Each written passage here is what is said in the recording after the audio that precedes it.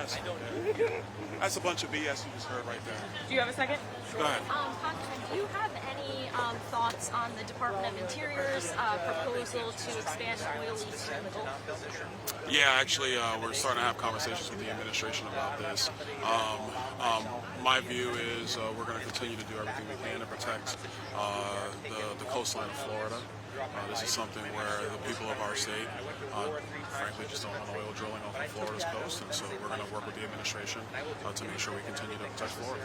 Are you comfortable with President Trump's comments about Democratic lawmakers saying that they have engaged in seditious behavior? Stop. They have engaged in seditious behavior.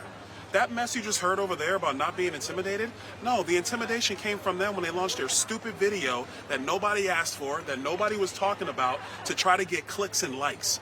That's actually a bigger problem that's going on in this building behind me. Everybody wants to be a star now. Everybody wants to be on social media. Everybody wants to be on Fox. Everybody wants to be on CNN or MSNBC, and that's the stunt that they pulled. The president is correct to call it out for what it is, because for them, and I honor their service to the nation before they came to Capitol Hill, but for them to now go out and tell our troops and the members of our intelligence community that it's okay to disobey orders, that's obscene. They would never tolerate anything like that when Joe Biden was president, when Barack Obama was president, when Bill Clinton was president. They would have never tolerated anything like that. So now they're going to feign outrage because Donald Trump responded to their words that do yield to insurrection? Please. But the president has been... Stop. No. And this is where I'm going to push back. Because what they are doing is trying to throw, literally, a grenade into the room. It goes off.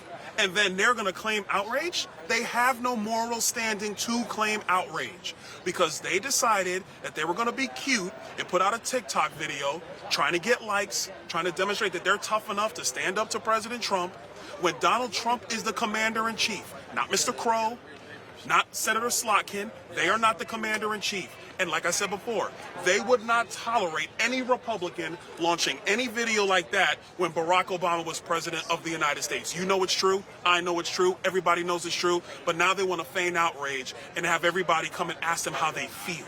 Man, stop. We're tired of the games and the charade. The American people are looking for real answers on energy, on immigration, on affordability, but they want to be cute. So yeah, I'm not going to give them any standing about, well, how do they feel? That's BS. They knew what they were doing. They created a political stunt to get a response. And they didn't like the response. In terms of what the president said, are you The comfortable? administration proposing new oil and gas leasing Yeah. off California and Florida? Look, I think when it comes to Florida, we've been clear in our state. We do not want drilling off of our coastline. And so we're going to work with the administration to still protect Florida's coastline. So, sure. Are you comfortable with what the president said, suggesting that members of Congress should be put to death? No, but the president also said that they should have to be actually stand by. You have to investigate those words. What they're calling for is sedition. Sedition.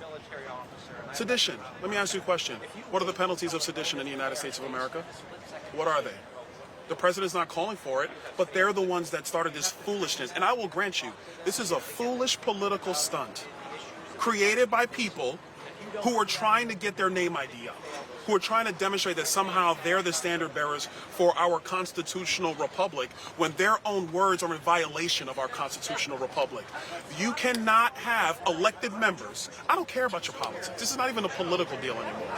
You cannot have elected members tell our military men and women, tell the members of our intelligence community that you don't have to follow orders from the commander-in-chief. That is nuts. And as people who actually put the uniform on and serve this nation, they should know better. But they're playing politics. That's what's wrong.